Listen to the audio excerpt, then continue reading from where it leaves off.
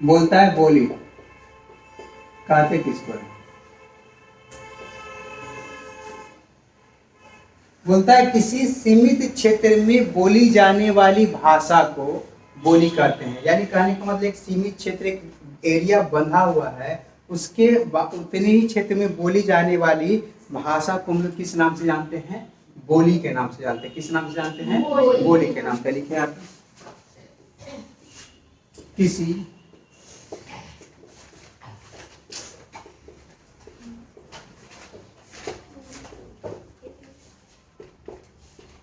क्षेत्र में बोली जाने वाली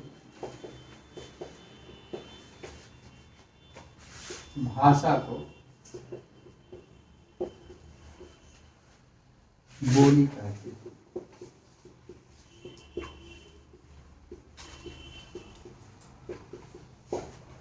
किसी सीमित क्षेत्र में बोले जाने वाली भाषा को हम लोग किस नाम से जानते हैं? बोली के नाम से जानते हैं। ठीक है, अब देखिए यहाँ पे बाबू, अब बोली, अगर बोली का जो सीमित क्षेत्र है वो बढ़ जाएगा ना, क्या हो जाएगा? सीमित क्षेत्र बढ़ जाएगा तो उसको उपभाषा के नाम से जानते हैं। किस नाम से जानते हैं? उपभाषा। तो लिखिए उपभाषा, इसको लिखिए यहाँ पे बोली। ठीक है, बोली किसे कहते हैं? मालूम चल गया कि किसी सीमित क्षेत्र में बोली जाने वाली भाषा को हम लोग किस नाम से जानते हैं? बोली के नाम से जानते हैं, उपभाषा। जब बोली का क्षेत्र बड़ा हो जाता है, यानी बोली इसका जो क्षेत्र होता है वो बड़ा हो जाता है, इसी को हम लोग किस नाम जानते हैं? उपभाषा के नाम से जानते हैं। तो चलिए उपभाषा, जब बोली का क्षेत्र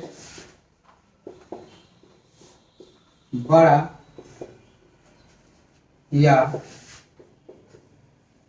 व्यापक हो जाता है,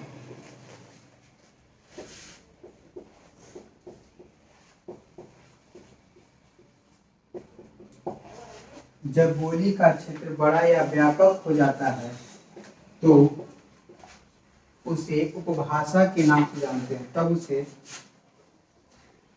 उसे उपभाषा के नाम से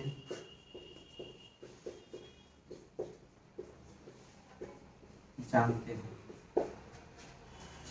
यहाँ तक जल्दी जल्दी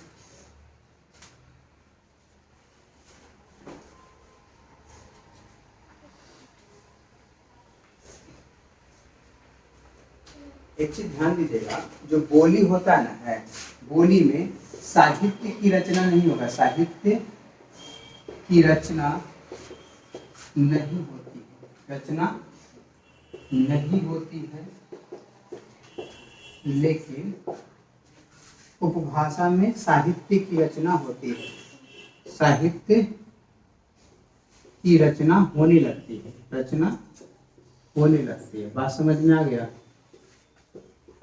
अब साहित्य किसे कहते हैं उसको भी समझाते हैं। पहले यहाँ तक देखिए जल्दी से।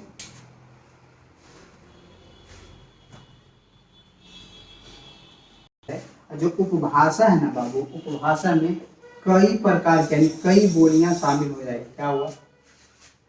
भाषा में कई बोलियां शामिल हो जाती है।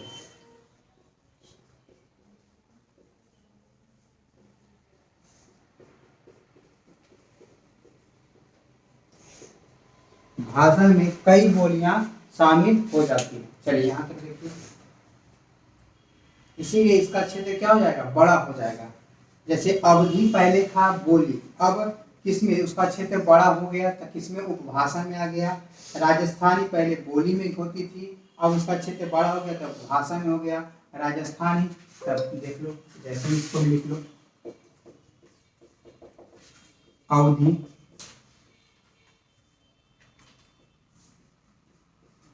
राजस्थानी,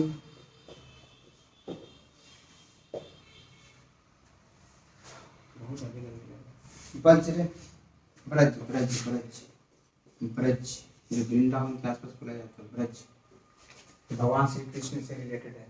ब्रज की नगरी जो काम चलता है।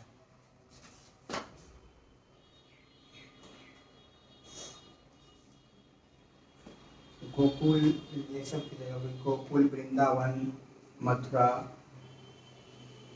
विंध्याचल, ये सब के क्षेत्र में बोली जाती है ब्रज भाषा। चलिए अब लिखिए उपभाषा के भेद।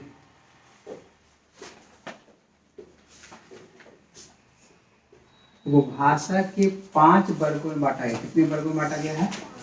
5 वर्गों में।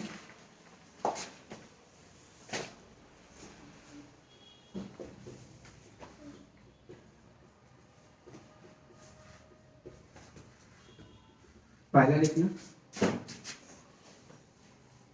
पश्चिमी हिंदी, पहला लिखना पश्चिमी हिंदी, दूसरा लिखना पूर्वी हिंदी,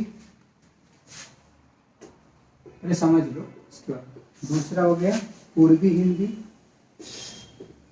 इसको सर भी बोलेगा पूर्वी हिंदी। तीसरा में लिखो, तीसरा में लिखो राजस्थानी, सॉरी राजस्थानी। चौथा में लिखो अवधी। पांचवा में लिखो मागधी।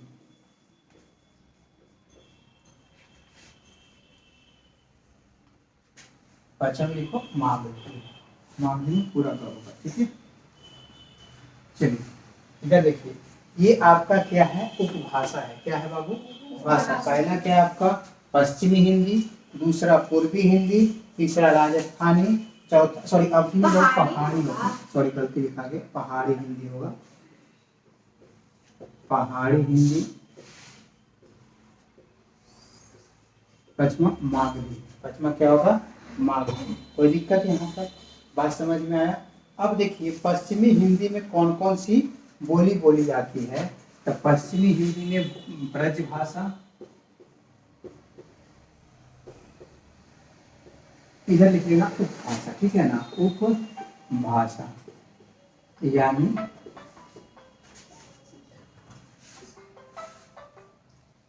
देखो पश्चिमी हिंदी में, पश्चिमी हिंदी जो भाषा उसमें कौन सी भाषा बोली जाती है? बोली जाती है ब्रज भाषा बोली जाती है। और कौन बोली जाती है?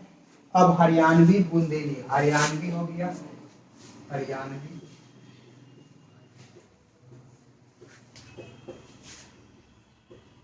बुंदेली, बुंदेली। फिर उसका लिखो कन्नौजी, कन्नौजी। अब ध्यान से देखिए क्या क्या हुआ। पश्चिमी हिंदी में ब्रज भाषा बोली जाती है, हरियाणवी बोली बोली जाती है, बुंदेली बोली बोली जाती है, कन्नौजी बोली बोली जाती है। कोई दिक्कत यहाँ तक? दूसरा लिखिए पूर्वी हिंदी में अवधी बोली जाएगी, बघेली। पूर्वी हिंदी में कौन होगा? अवधी, अवध के क्षेत्र में बोली जाती है। फिर आपका होगा बघेली, बघेली बोली बोली जाती है, बघेली। फिर आपका छत्तीसगढ़ी, छत्तीसगढ़ी, जो छत्तीसगढ़ी बोली जाती है। कोई दिक्कत यहाँ तक? बात समझ में आ गया? चलिए राजस्थानी में मारवाड़ी, राजस्थानी में देखिए मारवाड़ी, मेवाती है, मारवाड़ी, मेवाती, जयपुरी, मालवी, जयपुरी और मालवी बोली बोली जाती है। कोई दिक्कत यहाँ तक? राजस्थानी में मारवाड़ी, मेवाती, जयपुरी और मालवी बोली बोली जाती है।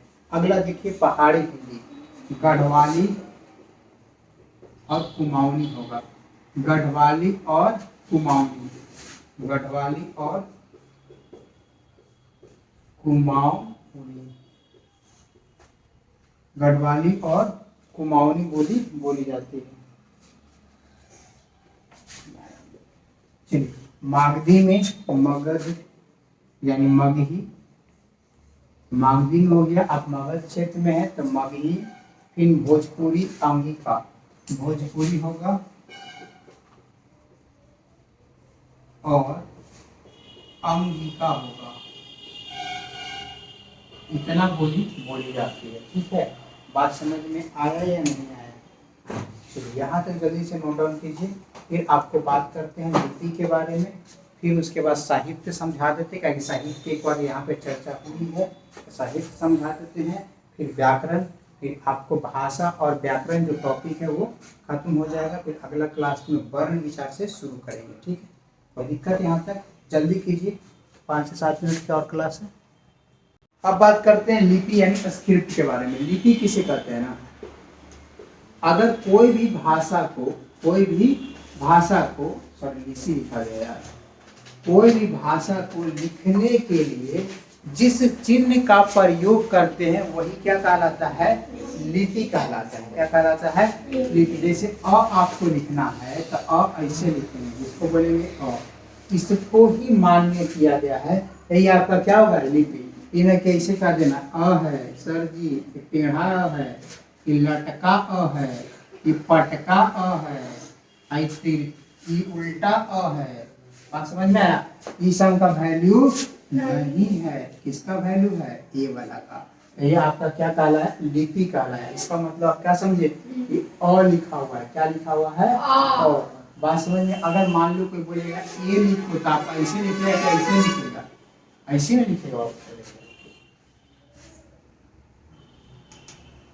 बोलेगा कि ए लिखिए तो आप ए को कैसे लिखिएगा? ऐसे लिखिएगा कि ऐसे लिखिएगा? यही वाला मान नहीं है। ए में किसका मान है? इसका मान है। कोई दिक्कत यहाँ तक? बोले क्या कि लिपि जो था, लिपि किसको कहते हैं? किसी भी भाषा को लिखने के लिए जिन चिन्हों का प्रयोग करते हैं उसे किस नाम से जानते हैं हम लोग? लिपि के नाम से जानते हैं। किस नाम जानते हैं? लिपि के नाम से। अब ध्यान से देखिए बाबू, आपको बताया कि अ है, अ एक शब्द है और एक अक्षर वर्ण है, उसको लिखने के लिए हम इसका प्रयोग करते हैं, ना कि इसको पढ़ते हैं। तिरछा अ, लटका अ, पटका अ, उल्टा अ, टेढ़ा अ, ये सब नहीं ना प्रयोग करते हैं। ये सब का मान नहीं। किसका मान है? ये इसका। पहले सर जिसका मान है ल में लिखते थे, ल में ऐसे लिखते हैं, ल में ऐसे लिखते हैं। पहले बताओ तो ऐसे ना, ये ल हो गया, ये ल नहीं हो गया। बात समझ में आ गया? कोई दिक्कत यहाँ तक? दिमाग में आया होगा कोई कोई सर ल तो ऐसे लिखते हैं, लेकिन ल ऐसे नहीं बाबू, ऐसे नहीं, ऐसे लिखाता है। बात समझ में आ गया? ऐसे भी नहीं होता, ऐसे होता है। ध्यान रखिए, ये हो गया। ठीक है, इस टाइप से होता है। बात समझ में आ गया?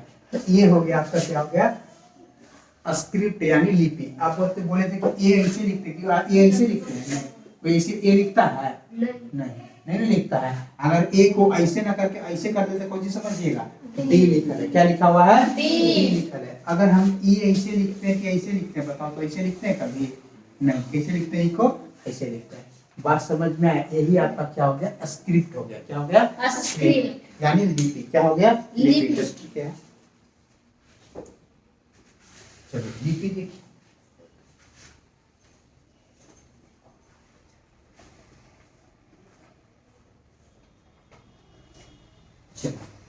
बोलता है किसी भी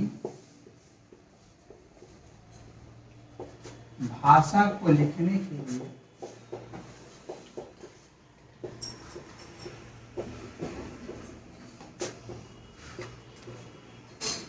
जिन चिन्हों का प्रयोग करते हैं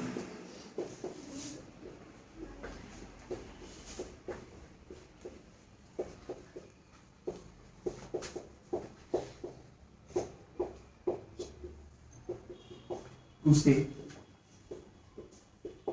लिपि कहते हैं। बात समझ में आई? कुछ कुछ कोई दिक्कत यहाँ तक? जैसे एक तरफ लिख लीजिएगा लिपि, एक तरफ भाषा। अगर हम बोले कि बापू रे, देवनागरी लिपि में कौन कौन सी भाषा बोली जाती है या लिखी जाती है? देवनागरी लिपि में सबसे पहले आपका हिंदी कौन सी लिपि में लिखी जाती है? देवनागरी लिपि में लिखी जाती है। कोई दिक्कत यहाँ पे? आपका मराठी, कश्मीरी, मराठी भी आपको देवनागरी लिपि में लिखी मिलेगी। कश्मीरी भी भाषा आपको किस लिपि में मिलती है? देवनागरी लिपि में ही मिलती है। फिर कोंकणी नेपाली, कोंकणी जो भाषा है, कोंकणी जो भाषा है वो कौन सी लिपि में मिलती है? देवनागरी लिपि में। और कौन बोले अभी जस्ट बताओ? कोंकणी के बाद नेपाली, संथाली। नेपाली भी आपकी जो भाषा है वो किससे मिलती है? देवनागरी में। और संथाली भी आपको किस लिपि में मिलती है? तो देवनागरी लिपि में ही लिखी मिलती है। कोई दिक्कत यहाँ तक? बात समझ में आया? अब बोलेगा आपको बाबू कि रोमन लिपि में कौन कौन सी भाषा लिखी जाती है? तो रोमन जेकरा में अंग्रेजी वाला रहेगा वो रोमन में रहेगा। किसमें रहेगा? रोमन में। यानी कोई जर्मनी में कोई चलता है? अंग्रेजी चलता है, तो अंग्रेजी। ठीक है, बात समझ में आई? इंग्लिश किसमें मिलता है? तो रोमन में ही मिलेगा। फिर फ्रांसीसी आपको किसमें मिलेगा? तो फ्रांसीसी लोग भी किसमें बात करता है? तो अंग्रेजी में। तो फ्रांसीसी किसमें मिलेगा आपको? रोमन भाषा, रोमन लिपि में ही मिलेगा। उल्टा लिख दिया। फ्रांसीसी जो है आपको किस लिपि में मिलता है? रोमन लिपि में ही मिलेगा आपको। चलिए अब आगे देखिए, फारसी में उर्दू होगा। फारसी लिपि में कौन सी भाषा बोली जाती है या लिखी जाती है? तो उर्दू। कौन सी? तो उर्दू बोली लिखी जाती है। अरबी में है। अब गुरुमुखी लिपि में कौन सी हो जाएगा? दिख रहा है अपना? गुरुमुखी में पंजाबी, गुरुमुखी लिपि में पंजाबी बोली या पंजाबी बोली या पंजाबी भाषा लिखी जाती है। कोई दिक्कत यहाँ तक? बात समझ में आ गया? बंगाली में बंगला, बंगाली में आपका क्या होगा? बांग्ला। बंगाली लिपि में आपका बांग्ला भाषा या बांग्ला बोली बोली जाती है। चलिए, यही आपका लिपि था। लिपि यहाँ से भी सवाल हो गया। अब हेडिंग दीजिए देवनागरी लिपि के गुण। इसके बारे में बात करते हैं। देवनागरी है हल्ला मैं समझ में आ रहा है? देवनागरी लिपि के गुण। अब इसके बाद हेडिंग दीजिएगा देवनागरी लिपि के गुण। बात की लिपि किसे कहते हैं? तो किसी भी भाषा के को लिखने के लिए जिन चिन्हों का प्रयोग करते हैं उसे लिपि कहते हैं। लिपि देवनागरी लिपि है। देवनागरी लिपि में कौन कौन सी भाषा लिखी जाती है? तो हिंदी, मराठी, कश्मीरी, कोंकणी, नेपाली, संथाली। रोमन में जर्मन, अंग्रेजी, फ्रांसीसी, अमेरिका, ये सब कौन सी लिपि में होगा? रोमन लिपि। जिसमें अंग्रेजी का प्रयोग हो गया वो कौन सी लिपि हो जाएगा? रोमन में। उर्दू किस में लिखाएगा? फारसी में। पंजाबी गुरुमुखी लिपि में लिखाता है और बांग्ला बंगाली लिपि में लिखाता है। कोई दिक्कत यहाँ तक? बात समझ में आया? चलिए वहाँ पे टिक दो। लिखो तो देवनागरी लिपि के गुण। पहला गुण लिखो, देवनागरी लिपि में एक ध्वनि के लिए एक संकेत चिन्ह निर्धारित किया गया है। यहाँ पे हेडिंग डाल लेना देवनागरी लिपि के गुण।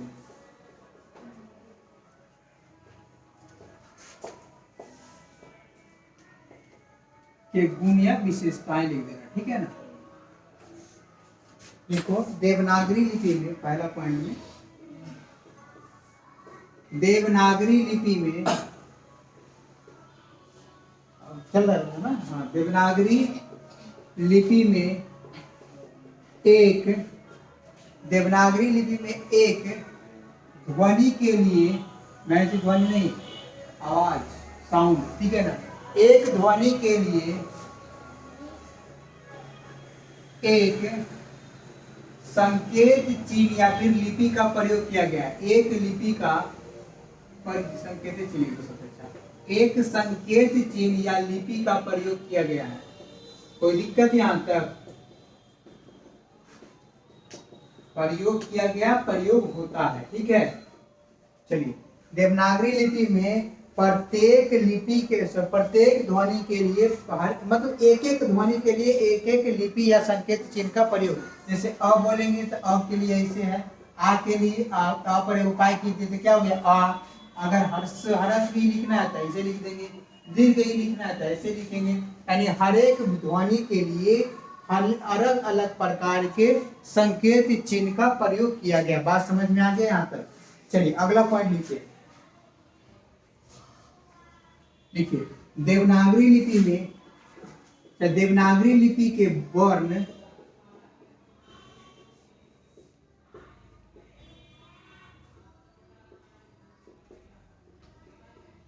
जैसे बोले जाते हैं वैसे ही लिखे जाते हैं, जैसे बोले जाते हैं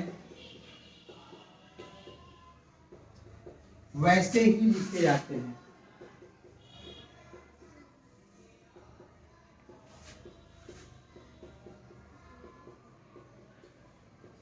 जैसे ही बोले जाते हैं वैसे लिखे जाते हैं, जैसे और जैसे बोला है वैसे और लिखा गया। अभी समझा दिए, चलिए अगला लिखिए।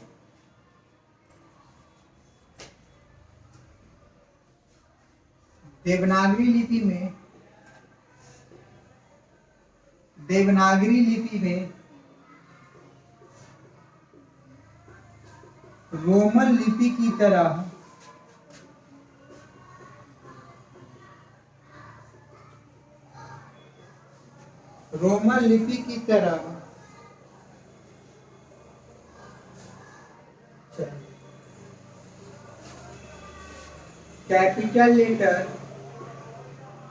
कैपिटल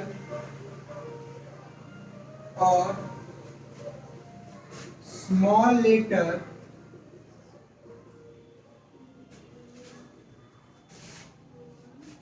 अवैज्ञानिक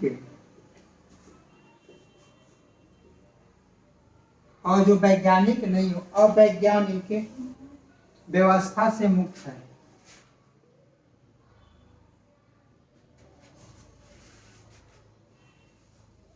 लेटर जैसी कर देना है, फिर जैसी, लेटर जैसी अवैज्ञानिक व्यवस्था से मुक्त है। व्यवस्था से मुक्त यानी आजाद है। इसको में कौन कैपिटल हिंदी लेटर हो, कैपिटल आई समझ ना चलता है, ये सब चल रहा है, एक मुक्त है। इसमें कैसे होता है, कैपिटल लेटर यानी बड़ी वाली एबीसीडी, छोटी वाली एबीसीडी स्मॉल लेटर, करते कि नहीं करते, लेकिन इसको में जो है एक ही है। बात समझ में आ गया। चलिए अगला पॉइंट भी लिखिए। देवनागरी लिपि का अक्षर क्रम सर्वोत्तम होता है। देवनागरी लिपि का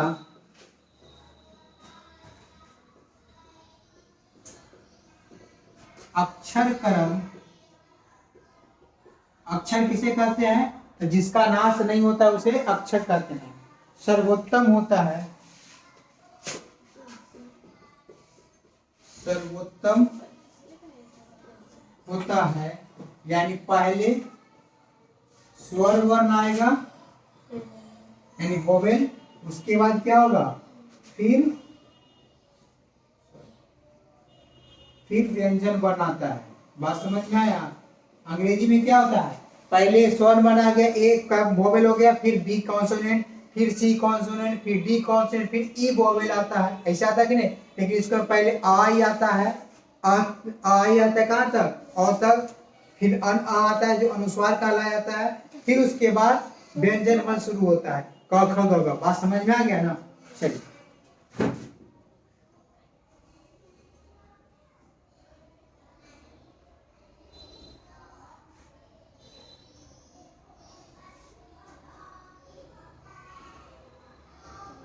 देखिए, देवनागरी लिपि में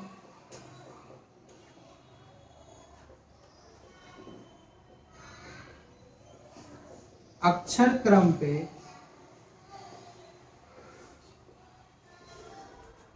देवनागरी लिपि में अक्षर क्रम पर या मात्राओं के आधार पर, अक्षर क्रम नहीं, देवनागरी लिपि में मात्राओं के आधार पर छंदों को विभाजित किया जाता है। मात्राओं के आधार पर छंदों को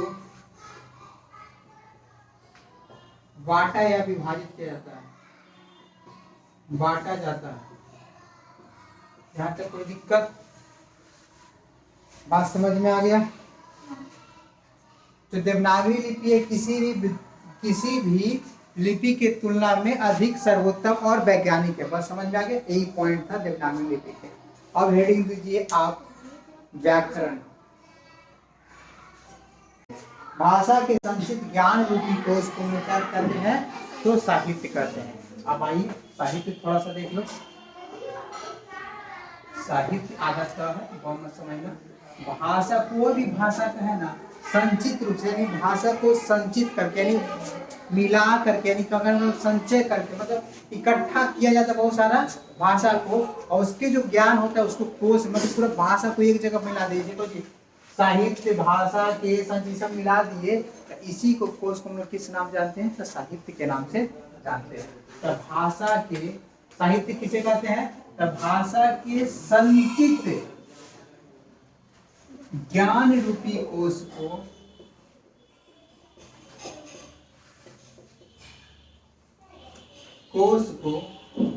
तालव्य है साहित्य कहते हैं।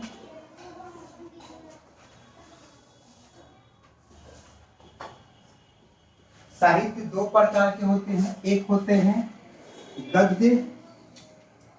गद्य साहित्य, सॉरी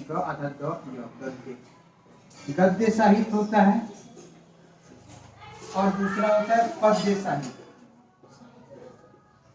पद्य साहित्य देखना, गद्य साहित्य में जो इसको बताया गया कि साहित्य किसे कहते हैं, तो बोले हम कि भाषा के संचित ज्ञान रूपी कोश को, भाषा के संचित ज्ञान रूपी कोश को साहित्य कहते हैं। साहित्य दो प्रकार के होते हैं, गद्य साहित्य और पद्य साहित्य। गद्य साहित्य किसे कहते हैं, तो बोलता है साहित्यकारों के द्वारा सामान्य रूप से, नॉर्मल भाषा में बोली जाने वाली जो बोली होती है, भाषा होती है, उसी को हम लोग गद्य साहित्य कहते हैं। और जो लय रूपी, यानी मतलब गाना के टाइप के बना देना, कविता टाइप के, उसी को हम लोग क्या बोलते हैं, पद्य बोलते हैं। यानी कहानी जो आपका होगा, निबंध होगा, गद्य साहित्य में होगा, और जो आपको कविता या दोहा होगा वो पद्य साहित्य में होता है। ठीक है, थोड़ा सा आपका यहाँ पे खत्म हुआ। अब आया व्याकरण। व्याकरण किसे कहते हैं, तो बोलता है ना बाबू, किसी भी भाषा को, व्याकरण एक शास्त्र का नाम है, किताब का नाम है, ग्रंथ का नाम है। व्याकरण वह शास्त्र है, व्याकरण किसे कहते हैं, व्याकरण वह शास्त्र है, व्याकरण वह शास्त्र या विद्या है, शास्त्र या विद्या है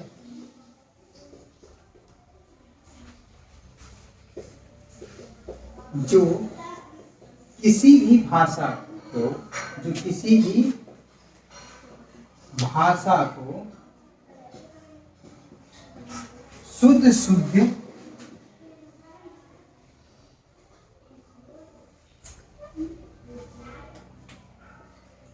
पढ़ने,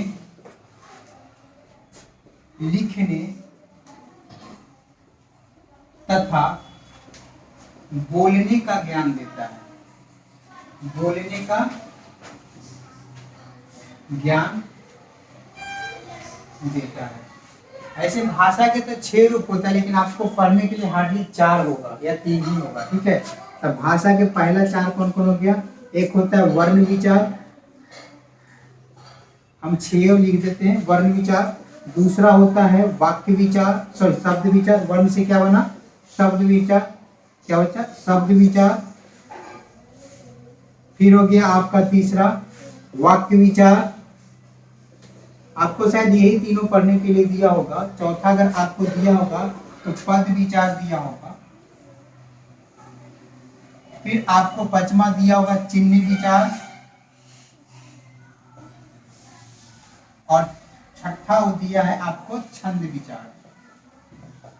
ठीक है, आपके सिलेबस में शायद यही तीनों के बारे में बताया है। आगे अगर 4 होगा तो यहाँ तक 4 होगा, ऐसे टोटल 6 होता है। व्याकरण के 6 विध कौन कौन होगा, वर्ण विचार, शब्द विचार, वाक्य विचार, पद विचार, चिन्ह विचार और छंद विचार।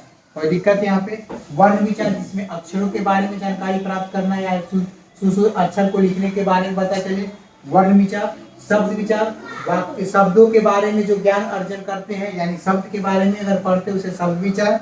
वाक्य विचार, वाक्यों के रूप में, शब्द को किसके रूप में, वाक्य के रूप में, और वाक्य में कितनी बार पद का प्रयोग किया है उसको पद विचार। और कौन सा चिन्ह प्रश्नवाचक चिन्ह है कि विराम क्या बोलते हैं उसको, मतलब विराम चिन्ह है, प्रश्न चिन्ह है, इसके बारे में बताते हैं। छंद विचार, जिसमें छंदों के बारे में मतलब जानकारी प्राप्त करते हैं, उसे छंद विचार करते हैं। कोई दिक्कत नहीं आपको? चलिए, यहाँ तक आपका भाषा और व्याकरण क्या हुआ, आपका समाप्त हुआ। अब बात करेंगे वर्ग विचार से। यही